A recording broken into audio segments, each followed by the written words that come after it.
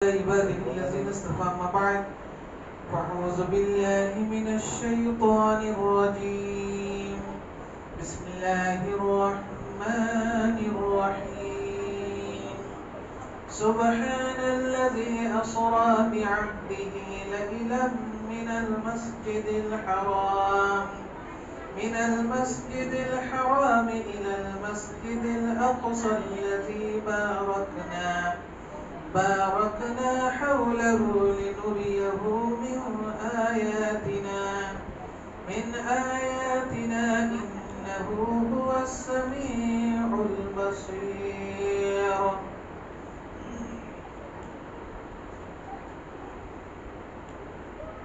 محترم سامعین، اللہ تعالیٰ کا فضل احسان ہے کہ اللہ تعالیٰ نے آج 26واں روزہ اور 27ویں تراویح کی نماز باجماعت ادا کرنے کی توفیق عطا فرمائی. الحمدللہ اللہ تعالیٰ سے دعا گو ہوں کہ اللہ تعالیٰ ہمارے اس قیام کو شرف قبولیت بخشے، اللہ تعالیٰ ہمارے صیام کو بھی شرف قبولیت بخشے، اللہ تعالیٰ ہماری زکوٰۃ صدقات خیرات تمام چیزوں کو شرف قبولیت بخشے، آمین. محترم سامعین، میں اپنی بات کو آغاز کرنے سے قبل ایک مسئلہ بتا دوں. دیکھیے، اللہ تعالیٰ نے ہمارے اوپر 5 وقت کی نماز فرض کی. 5 وقت میں فرض جو نماز ہے، فرض نماز کی رکعت 17 ہوتی ہے، 17 رکعت ہوتی ہے. یہ فرض ہے، کسی بھی حال میں معاف نہیں ہے. اور سنت مؤکدہ 5 اوقات میں 12 رکعت ہوتی ہے. اس کو سنن رواتب بھی کہا جاتا ہے. سنن رواتب، اسی کو سنت مؤکدہ کہا جاتا ہے. سنت مؤکدہ اللہ کے رسول صلی اللہ علیہ وسلم نے کبھی بھی اپنی زندگی میں یہ نماز ترک نہیں کی، کبھی چھوڑے نہیں، بند کی، کبھی بھی یہ ترک نہیں کیا. ہماری تھوڑی سی غلطی ہوتی ہے، جیسے فرض نماز ادا ہو جاتی ہے، ہم بیٹھے انتظار کرتے رہتے ہیں کہ کب حافظ صاحب کھڑے ہوں، تراویح کی نماز میں شامل ہوتے ہیں. بیچ میں جو 2 رکعت ہے وہ 2 رکعت غائب ہو جاتی ہے. یعنی سنت مؤکدہ کو چھوڑ کر نوافل کا انتظار کرتے ہیں. نوافل سے کہیں مقام و مرتبہ سنت مؤکدہ کی، جو کبھی اللہ کے رسول نے چھوڑے ہی نہیں، ترک نہیں کیے. ظہر میں فرض نماز سے پہلے 4 رکعت سنت مؤکدہ، فرض نماز کے بعد 2 رکعت سنت مؤکدہ، 4 اور 2 6 ہو گئے. عصر میں نہیں ہے. اگر کوئی پڑھنا چاہے تو عصر کی نماز سے پہلے اگر وقت ہے تو پڑھ لے 2 رکعت 4 رکعت. مغرب کی نماز کے بعد جو 2 رکعت یہ سنت مؤکدہ ہے. جو مغرب کی نماز سے پہلے اذان کے بعد اور جماعت سے جو پہلے پڑھتے ہیں وہ سنت مؤکدہ نہیں ہے، وہ نوافل میں شمار ہوتا ہے. اگر جی چاہے تو پڑھے، نہیں چاہے تو نہ پڑھے. تو ادھر 6 اور مغرب میں 2، 8 ہو گئے. عشاء کی نماز کے بعد 2 رکعت، 8 اور 2 10، اور فجر کی نماز سے پہلے 2 رکعت، یہ 12 رکعت، کل 12 رکعت یہ سنت مؤکدہ ہے. اس کو پڑھنا چاہیے، اس کو ترک نہیں کرنا چاہیے. کبھی بھی آپ کے وقت اگر آپ کے پاس وقت ہے تو ضرور اس کو پڑھ لیا کرے، لیکن فالتو کے بیٹھے بیکار ضائع کر دے، یہ ضائع کرنا نہیں چاہیے.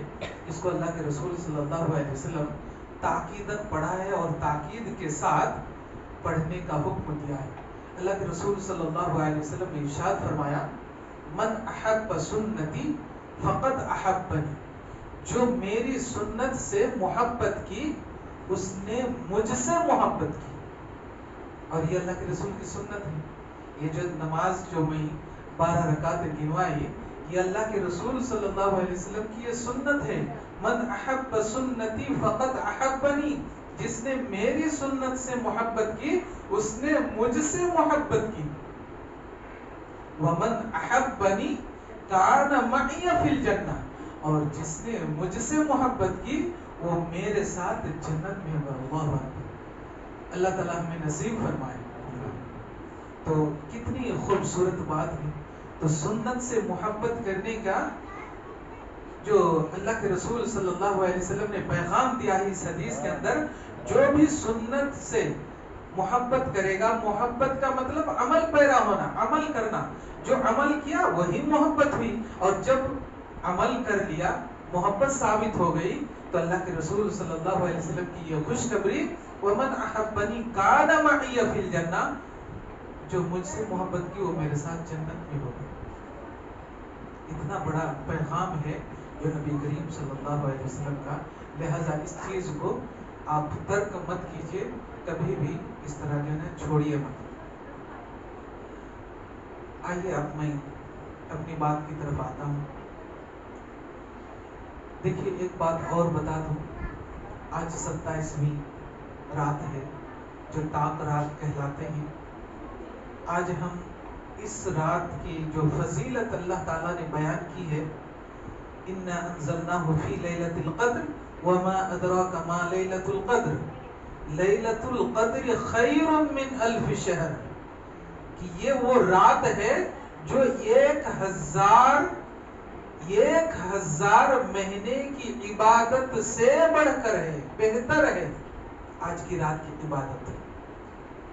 تو اس رات کی عبادت کر کے ہم اس نیکی کو، اس ثواب کو پانے کے لیے ہم انتظار کر رہے ہیں. ہم یہاں پر بیٹھے ہیں اللہ کو خوش کرنے کے لیے، اللہ کی رضامندی حاصل کرنے کے لیے.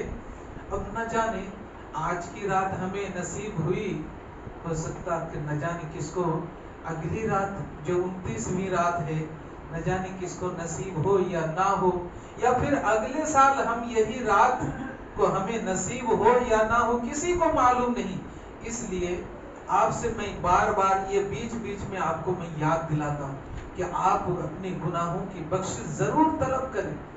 اپنے گناہوں کو اللہ تعالیٰ کے سامنے رکھیں اور گڑ گڑائیں اور روئیں، کیونکہ اللہ کے رسول صلی اللہ علیہ وسلم کی وہ حدیث، جس حدیث میں اللہ کے رسول صلی اللہ علیہ وسلم منبر پر چڑھتے ہوئے جو جبریل کی بددعا پر آمین کہے تھے، اس میں اس 3 دعاؤں میں سے ایک دعا یہ ہے کہ جس کے سامنے رمضان آئے اور رمضان پا کر انہوں نے اپنی گناہوں کی بخشش نہ کروائی، ان کے ناک خاک آلود ہو جائے یا پھر وہ ہلاک و برباد ہو جائے. تو اللہ کے رسول صلی اللہ علیہ وسلم نے آمین کہا تھا.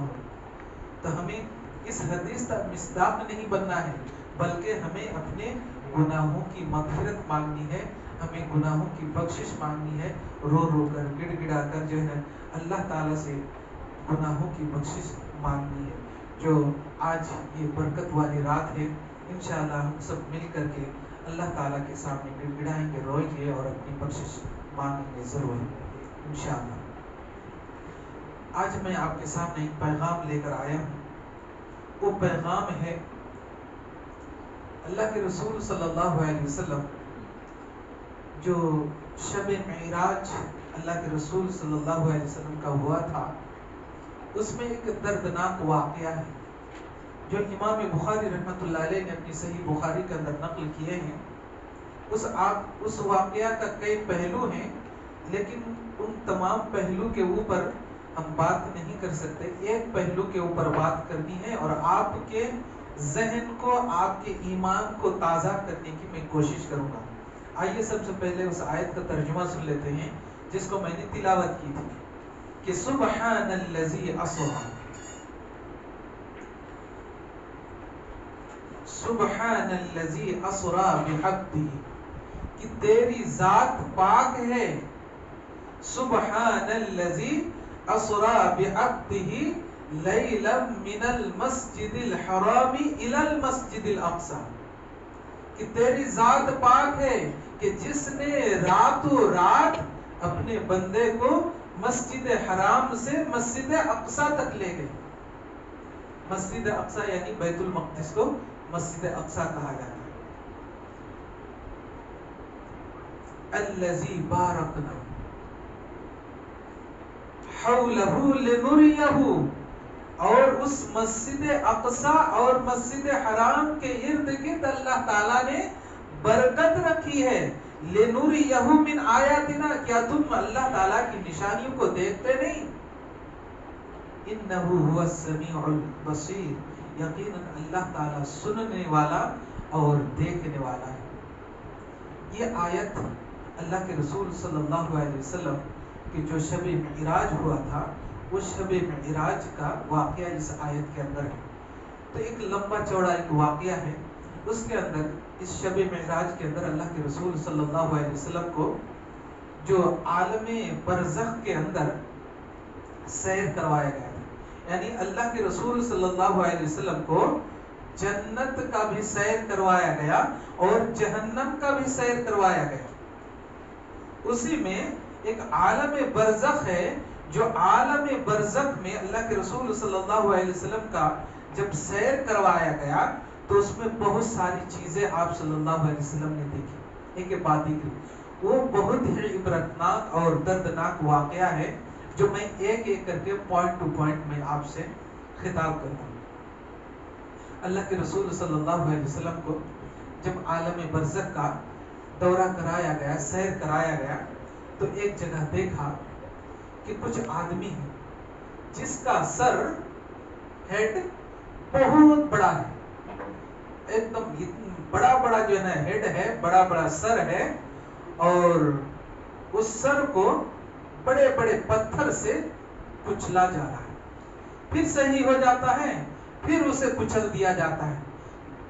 یعنی جب کچل دیا جاتا ہے تو ان کے بھیجے ویجے سب جو ہے نکل جاتا ہے، پھر صحیح ہو جاتا ہے، اور وہ بندہ چیختا رہتا ہے، چلاتا رہتا ہے. لیکن چیخ اور چلا اور اس کا کون سنے؟ یہ سزا دے رہا ہے اللہ کے رسول صلی اللہ علیہ وسلم.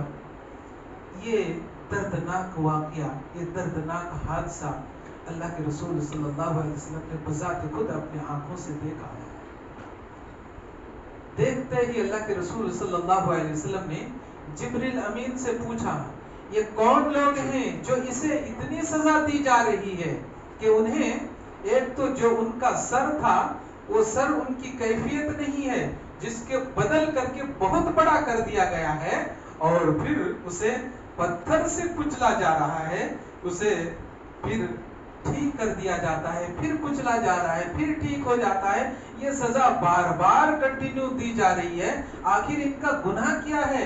یہ کس جرم کے پاداش میں ان لوگوں کو جو ہے یہ سزا دی جا رہی ہے؟ جبریل امین نے کہا کہ لوگ نماز نہیں پڑھتے تھے، یہ لوگ نماز نہیں پڑھتے تھے تو بڑے ہٹھے کٹے، بڑے صحت مند، لیکن نماز میں بڑے سستی کرتے تھے. اذان ہوتی تھی سو جاتے تھے، اذان ہوتی تھی نظر انداز کر دیتے تھے، اذان ہوتی تھی کہیں اپنے رشتہ دار یا باپ اور ماں کے خوف سے کہیں پتلی گلی سے کہیں جا کر کے چھپ کر کے بیٹھے اپنے دوستوں میں وقت کو گزار دیتے تھے. ایسے لوگوں کا وہ حال ہے. اللہ تعالیٰ نے اس کا ذکر قرآن مقدس میں کیا، لم نک من المصلین. انہیں وہ نماز نہیں پڑھتے تھے. لم نک من المصلین، وہ نماز نہیں پڑھتے تھے جس کی بنیاد پر یہ سزا دی جا رہی ہے. وہ جنت والوں کا واقعہ میں نے بتایا تھا نا کہ جنت والے جہنم والوں سے پوچھ رہے ہیں کہ فی جنت یتساءلون عن المجرمین، جہنم کے ان گنہگاروں سے پوچھ رہے ہیں ما سبقکم فی سقر، کیا ہو گیا، کس چیز کے پاداش میں تمہیں یہ سزا دی جا رہی ہے، تم جہنم میں پڑے ہو؟ تو جہنمی لوگ وہ کہتے ہیں لم نک من المصلین، ہم نماز نہیں پڑھتے تھے اس لیے ہمیں یہ سزا دی گئی ہے. تو میرے بھائی اور دوستوں، کتنی بڑی بری بات ہے ان تمام لوگوں کے لیے جو نماز سے دور رہتے ہیں، نماز سے گریز کرتے ہیں. ہمیں اگر اس عذاب سے بچنا ہو تو نماز کی پابندی کرنی پڑے گی، نماز کو اوقات مقررہ پر ادا کرنی پڑے گی، ورنہ پھر یہی عذاب کے مستحق بن جائیں گے، اس حدیث کے ہم مصداق بن جائیں گے۔ اور آپ کو بتاؤں کہ یہ نماز ایک دین کا ایک ستون ہے، دین کا ایک پیلر ہے، دین کا ایک کھوٹی اور کھمبے ہیں۔ اللہ کے رسول صلی اللہ علیہ وسلم، ترغیب و ترہیب کی روایت ہے، اللہ کے رسول صلی اللہ علیہ وسلم نے ارشاد فرمایا کہ من اقامہا فقد اقام الدین ومن ہدمہا فقد ہدم الدین، جس نے نماز کو قائم کیا اس نے گویا کہ دین کو قائم کیا، ومن ہدمہا فقد ہدم الدین، اور جس نے نماز کو ضائع کر دیا، نماز کو چھوڑ دیا، گویا کہ اس نے دین کو ضائع کر دیا، دین کو ڈھا دیا۔ تو گویا نماز چھوڑنے والے کے لیے اتنی بڑی وعید ہے، جبکہ یہ نماز دین کا یہ ستون قرار دیا ہے، دین کا ستون قرار دیا ہے۔ الصلاۃ عماد الدین، نماز دین کا ستون ہے، دین کا پلر ہے، دین کا کھوٹی اور کھمبے ہیں، اور ایسی چیز کو ہم ضائع کرتے رہے۔ لہذا آپ نماز کو ضائع نہ کریں۔ جس طرح آپ پورے رمضان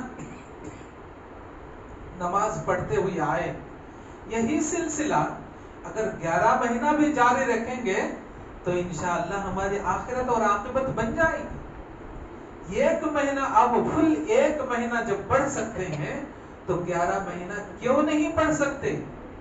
کیوں نہیں پڑھ سکتے؟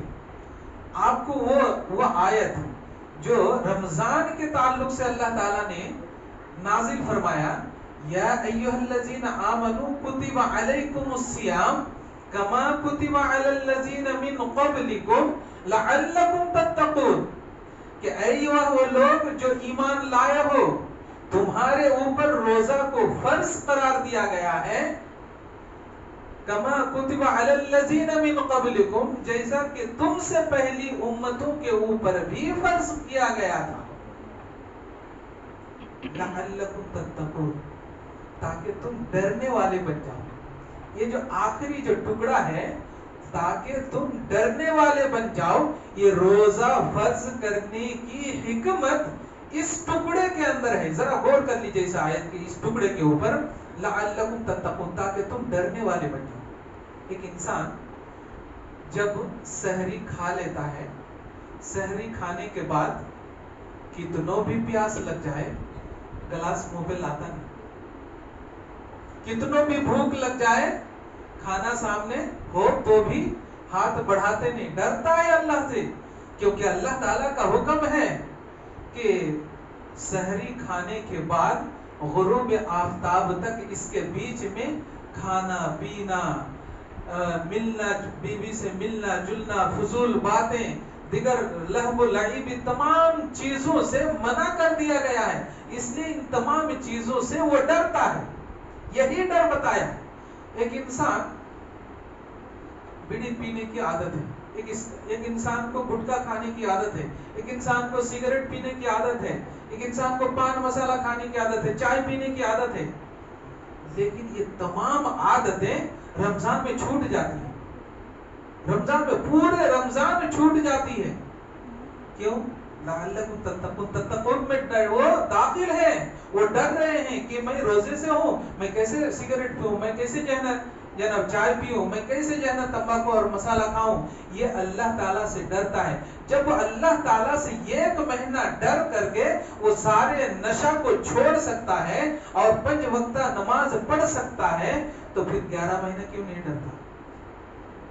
11 مہینے میں ڈرنا چاہیے، 11 مہینے بھی اسے تمام نشہ کو چھوڑ دینا چاہیے اور نماز کا پابند ہو جانا چاہیے۔ لیکن انسان 1 مہینہ کسی طرح گزار لیتا ہے، پھر جیسے ہی عید کا چاند نظر آتا ہے، پھر ان کی الٹی گنتی شروع ہو جاتی ہے وہاں سے۔ ایسا نہیں ہونا چاہیے۔ لعلکم تتقون کے اندر پورے کے پورے آپ داخل ہو جائیں۔ آپ جس طرح پورے مہینہ ڈر کے چلے، فضول باتوں سے، لہو و لعب سے اور دیگر حرام کاری سے بچتے رہے، ویسے اور 11 مہینے میں بچتے رہے، تو پھر آپ کا بیڑا پار ہو جائے گا۔ آپ نمازی بن جائیں گے، آپ متقی اور پرہیزگار بن جائیں گے، لعلکم تتقون کے اندر داخل ہو جائیں گے۔ تو میرے بھائی اور دوستو، نماز کی پابندی کریں، یہ نماز بہت ہی اہم چیز ہے۔ آج ہم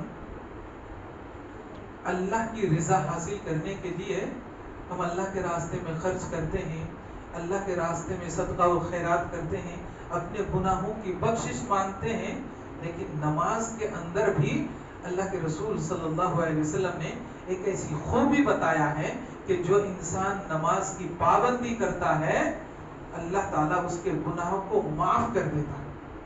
حضرت ابو ہریرہ رضی اللہ تعالیٰ عنہ بیان فرماتے ہیں کہ قال نبی صلی اللہ علیہ وسلم لو ان نہرا بباب احدکم یغتسل فیہ کل یوم 5 مرات هل يبقى من درنه شيء؟ قالوا لا يبقى من درنه شيء فكذلك مثل الصلوات الخمس يمحو الله بهن الخطايا۔ بخاری کی روایت ہے، اللہ کے رسول صلی اللہ علیہ وسلم ایسے ہی مجلس میں جیسے آپ بیٹھے ہیں، آپ کے سامنے میں فیس ٹو فیس ہوں اور میں بول رہا ہوں، ویسے اللہ کے رسول صلی اللہ علیہ وسلم اپنے صحابیوں کے سامنے بیان دے رہے تھے۔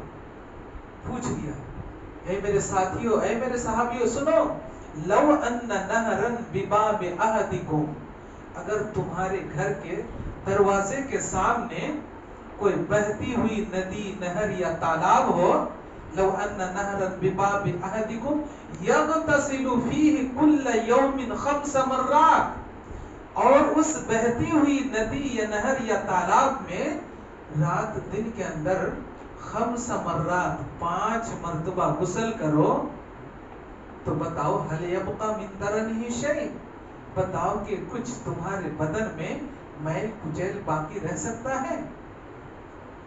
تو صحابہ اکرام نے جواب دیا، لا يبقى من درنه شيء، اللہ کے رسول ہم تو رات دن کے اندر 24 گھنٹے کے اندر ایک ہی مرتبہ نہاتے ہیں تو بالکل ہم صاف اور شفاف ہو جاتے ہیں، ہمارے بدن میں میل کچیل باقی نہیں رہتا، تو بھلے رات دن کے اندر ہم 5 مرتبہ غسل کریں تو ہمارے بدن میں کچھ بھی باقی نہیں رہتا اور بالکل صاف اور شفاف ہو جاتا۔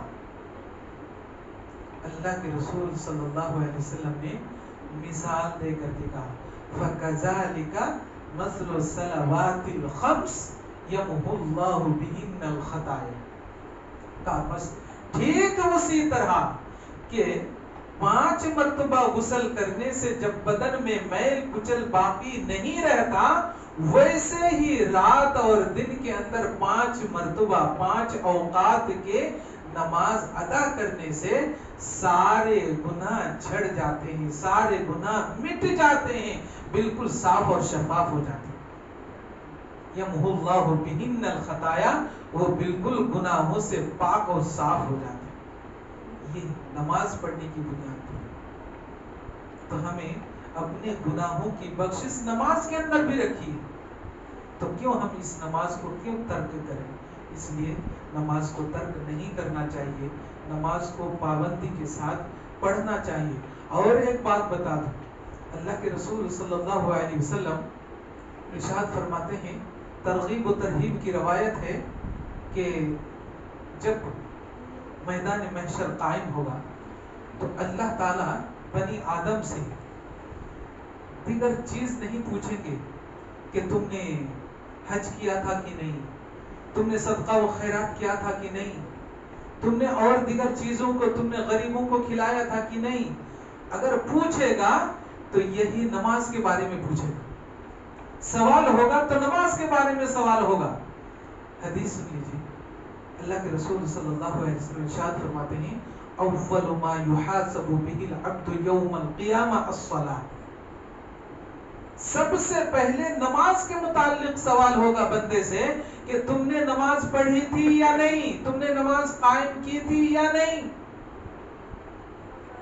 اگر ہم نماز قائم کرے ہوں گے تو ہم جواب دیں گے، اول ما یحاسب به العبد یوم القیامہ الصلاۃ فَإِن صَلُحَتْ صَلُحَ سَائِرُ عَمَلِهِ۔ اگر ہم نماز پڑھیں گے، نماز پڑھے ہوئے رہیں گے تو ہم جواب دیں گے کہ ہاں ہم نے نماز پڑھی تو ہمارا نامہ اعمال درست رہے گا۔ सलुहत सलुहत साइर अमली, और अगर नमाज नहीं पढ़े रहेंगे फ़इन फसदत फसद साइर अमली, तो उनके नामाए अमाल बिगड़ा हुआ रहेगा और उनका नामाए अमाल उनका कुछ काम नहीं आएगा। तो हमें इस हदीस से पता क्या चला कि सबसे पहले सवाल जो होगा तो सवाल नमाज के ताल्लुक से होगा। तो ऐसी अहम चीज़ को हम क्यों ज़ाय कर रहे हैं मेरे दोस्तों? जैसे अल्लाह के रसूल सल्लल्लाहु अलैहि वसल्लम ने उस आलम बरज़ख में उस आदमी के सर को पत्थर से कुचलते हुए देखा तो पूछा कि ये किसकी सजा और किस जुर्म की बुनियाद पर इन्हें सजा दी जा रही है? तो कहा कि नमाज नहीं पढ़ रहे थे इसलिए ये सजा दी जा रही, लम लकु मिनल मुसल्लीन, नमाज नहीं पढ़ रहे थे इसकी सजा ये भुगत रहे। तो हमें उस सजा से बचने के लिए हमारा उपाय और हमारा रास्ता यही है कि हम नमाज कायम करें। अल्लाह ताला हमें नमाज की पाबंदी करने की तौफीक अता फरमाए, आमीन। नंबर 2, आगे चलते गए अल्लाह के रसूल सल्लल्लाहु अलैहि वसल्लम फिर आगे चलते गए, सैर करा रहे हैं फरिश्ते, तो देखा एक जगह कुछ लोग हैं जिनके नाखून तांबे के हैं और बहुत बड़ा बड़ा नाखून है। उस नाखून के जरिए से वो अपने गाल को, चेहरे को और अपने जिस्म को नोच नोच करके लहू लहान कर देते।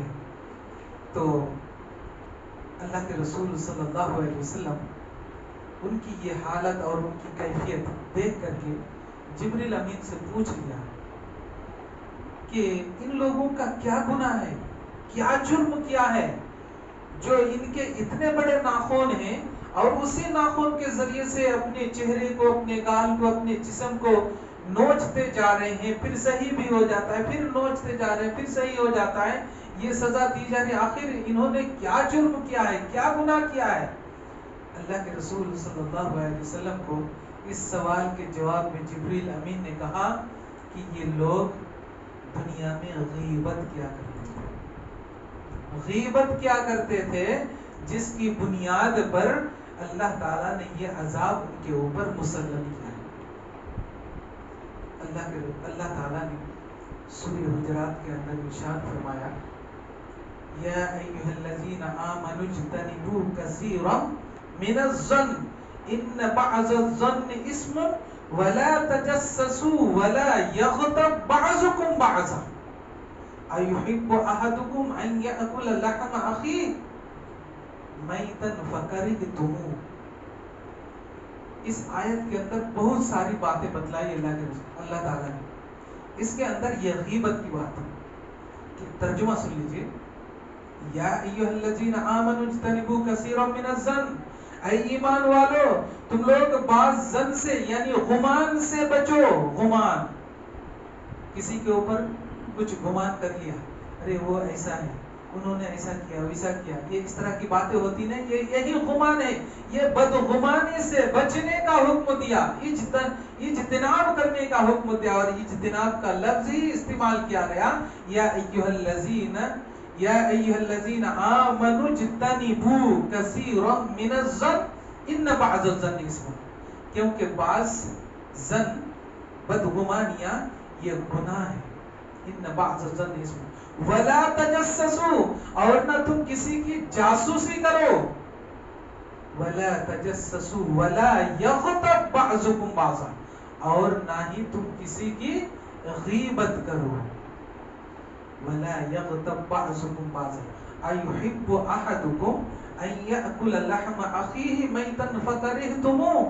क्या तुम ये पसंद करोगे कि तुम्हारा मरा हुआ भाई या जो मुर्दा है, उस मुर्दा भाई के गोश्त को खाना तुम पसंद करोगे? तो उसी के अंदर जवाब है, उसी आयत के अगले टुकड़े में जवाब है फकरिहतुमू, यकीनन तुम उसमें कराहियत महसूस करोगे। कोई भी अपने मुर्दा भाई के गोश्त को नोच के खाएगा नहीं। तो गीबत करने वाले की मिसाल यह दी है कि जो गीबत करता है गोया कि उन्होंने अपने मुर्दा मरे हुए भाई के گوشت کو نوچ نوچ کر کے کھاتا ہے. اتنا بڑا اللہ تعالیٰ نے یہ مثال دی ہے. تو غیبت سے بچنے کا حکم دیا, غیبت سے بچنے کا حکم دیا, تجسس سے بچنے کا حکم دیا, جاسوسی جسے کہتے ہیں. جاسوسی مطلب یعنی ٹوہ لگانا کسی. اب مثال کے طور پر 2-3 آدمی ایک طرف بیٹھے ہیں, ایک آدمی ادھر بیٹھے ہیں, تو ادھر کچھ باتیں کر رہے ہیں, وہ ادھر اکیلے بیٹھے ہیں, کان ادھر لگا دیے, نظر کہیں پر ہے, نظر کہیں پر ہے, ادھر دیکھ نہیں رہے ہیں, ادھر باتیں ہو رہی ہے 2 آدمی کی, نظر کہیں پر ہے لیکن کان برابر دھر دیے ہیں آرام سے, کیا کہہ رہے ہیں, اسی کو کہتے ہیں ٹوہ لگانا. ٹوہ لگانا اسی کو تجسس, یعنی عربی میں تجسس کا ہے, جاسوسی کرنا, یعنی کسی کی اندرونی بات کو, انڈائریکٹ بات کو اخذ کرنا, لینا, پھر لوگوں میں اس کی تشہیر کرنا, چرچا کرنا, یہ منع ہے. اسی طرح کسی کے گھر میں کیا ہوتا ہے نہیں ہوتا ہے, ارے ان کے گھر میں کچھ آواز آ رہی تھی, کیا ہوا, میاں بیوی لڑ رہے تھے, یہ تو کیا میاں بیوی لڑ رہے تھے, وہ ان کی بات ہے, وہ میاں بیوی کی بات ہے, تمہیں کیا ان کی خبر لینے کی ضرورت ہے. ضرورت نہیں ہے, کسی کے گھر کی بات لینا ضرورت نہیں ہے. اسی کو تجسس کہا ہے, اور یہ تجسس کرنے سے منع کیا گیا ہے. تو ایسے لوگوں کی, غیبت کرنے والے لوگوں کے, اللہ تعالیٰ نے ان کے اوپر وہ عذاب مسلط کیا ہے, جن کے ناخن کے ذریعے سے بذات خود اپنے جسم کو نوچتے ہیں, اپنے چہرے کو نوچتے ہیں, اور اسی زخم بھرا انسان پھر ٹھیک ہوتا ہے, پھر زخم ہوتا ہے, پھر ٹھیک ہوتا ہے, یہی ان کے اوپر مسلط کر دیا گیا. نمبر 3, پھر آگے اللہ کے رسول صلی اللہ علیہ وسلم کو آگے لے کے چلتے گئے. پھر ایک جگہ دیکھا کہ کچھ لوگ ہیں جن کا پیٹ, بڑے بڑے مکان جو مال ہوتے ہیں نا, بڑے بڑے مکان کی طرح ان کا پیٹ, غبارے کی طرح. وہ موٹو پتلو دیکھیں نا, وہ تو خالی ایک سیمپل, اتنا بڑا سا منہ اور پیٹ اتنا بڑا. تو گویا کہ انسان کا پیٹ, یہاں حدیث میں آتا ہے کہ بڑے بڑے مکان کے جیسے ان کا پیٹ, اور اس پیٹ کے اندر بڑا بڑا سانپ رہے گا. سانپ پیٹ کے اندر سے, یعنی اندر پیٹ کے اندر سانپ ہے, لیکن باہر سے دکھے گا کہ ہاں اندر سانپ اسے ڈنک مار رہا ہے, نوچ رہا ہے, کھا رہا ہے, اور وہ چلا رہا ہے, کود رہا ہے, تڑپ رہا ہے, وہ پورا دکھ رہا ہے. اللہ کے رسول صلی اللہ علیہ وسلم ان کی یہ حالات دیکھ کر کے جبریل امین سے پوچھ لیا کہ یہ لوگ کون ہیں جن کے پیٹ اتنے بڑے بڑے ہیں. انسان تو چھوٹا دکھتا ہے, لیکن پیٹ اتنا بڑا, گویا کہ ایک محل دکھ رہا ہے, اور پھر اندر سانپ, ایک سے ایک زہریلے سانپ جو سانپ کو ڈنک مارتے ہوئے دکھ رہا ہے. آخر ان کا گناہ کیا ہے, ان کا جرم کیا ہے, جس کے جرم کے پاداش میں اللہ تعالیٰ نے انہیں اتنی بڑی سزا مسلط کر دی ہے. تو جبریل امین نے کہا کہ یہ لوگ وہ ہیں جو دنیا کے اندر سود کھایا کرتے تھے. دنیا کے اندر سود کھایا کرتے تھے. سود کو اللہ تعالیٰ نے حرام قرار دیا, بیع کو, تجارت کو, کاروبار کو حلال کر دیا ہے, اور سود کو حرام کر دیا گیا ہے. لیکن یہ لوگ سود سے نہ تو بچتے تھے, اور نہ کسی کو یہ حکم دیتے تھے کہ یہ حرام ہے, یہ شریعت میں اس کو حرام قرار دیا گیا ہے, یہ اجتناب کرتے ہی نہیں تھے. احل اللہ البیع وحرم الربا, اللہ تعالیٰ نے بیع کو, تجارت کو, کاروبار کو حلال کر دیا ہے, اور سود کو حرام کر دیا. حرام کھا کر ان کا پیٹ غبارہ بن گیا, محل بن گیا ہے, اور اسی پیٹ کے اندر اللہ تعالیٰ نے اس سانپ کو مسلط کیا جو اسے ڈنک مارتا ہے, اور وہ چلاتا اور کودتا اور بھاگتا ہے.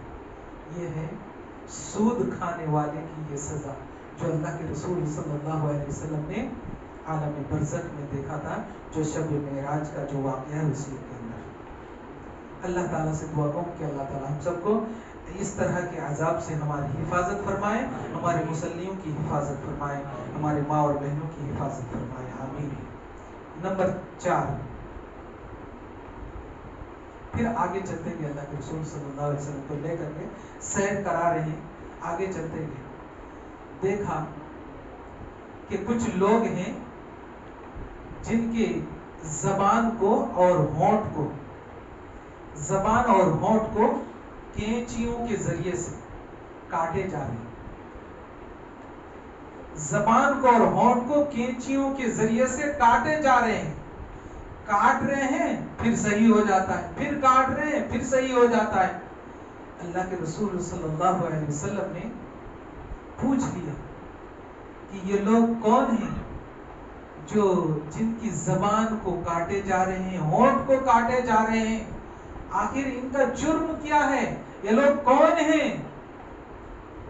جبریل امین نے کہا کہ یہ لوگ وہ ہیں جو دنیا کے اندر بڑے چرم زبانی کے ذریعے سے لوگوں کو تو واعظ کرتے تھے، لوگوں کو خطبہ دیتے تھے، خطیب تھے، تقریر کرتے تھے، واعظین تھے، واعظ کرتے تھے، لوگوں کو تو دعوت دیتے تھے، لیکن اس کے اوپر بذات خود کھڑے نہیں اترتے تھے، وہ خود عمل نہیں کرتے تھے، لوگوں کو کہتے تھے یہاں ایسا کرو ویسا کرو، یہ حلال ہے یہ حرام ہے، یہ جائز ہے یہ ناجائز ہے، لیکن بذات خود جب ان کی عمل کی باری آتی تو نہ تو حلال دکھتا، نہ حرام دکھتا، نہ جائز دکھتا، نہ ناجائز دکھتا، بلکہ ان کے لیے جائز اور ناجائز، حلال اور حرام ان کے نظر میں تھا ہی نہیں، سب کچھ برابر کر دیا تھا۔ ایسے واعظین کے، ایسے تقریر کرنے والوں کے اللہ تعالی زبان کو اور ان کے ہونٹ کو کینچیوں کے ذریعے سے کاٹے جا رہیں گے اور یہ عذاب ان کے اوپر مسلط کر دیا جائے۔ اتنا بڑا عذاب ہے، اس لیے اللہ تعالیٰ نے اپنے کلام پاک میں ارشاد فرمایا لِمَ تَقُولُونَ مَا لَا تَفْعَلُونَ، اے لوگو تم لوگ وہ بات کیوں کہتے ہو جو کرتے نہیں، کیوں کہتے ہو جو کرتے نہیں، تم تو خود عمل نہیں کرتے ہو پھر دوسروں کو کیوں بتاتے ہو؟ اللہ تعالیٰ نے ان کا نقشہ کھینچا۔ ایک بخاری کی روایت ہے، ایسے کاٹ دی